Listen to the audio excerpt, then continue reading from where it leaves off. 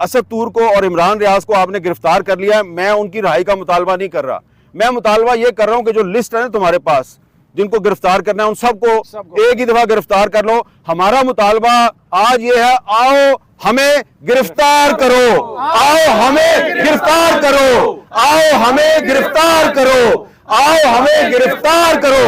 और अरशद शरीफ के कातलों की जो इन्वेस्टिगेशन है उसके लिए सुप्रीम कोर्ट ने एक इनिशिएटिव लिया था, वो मामला अभी दरमियान में है।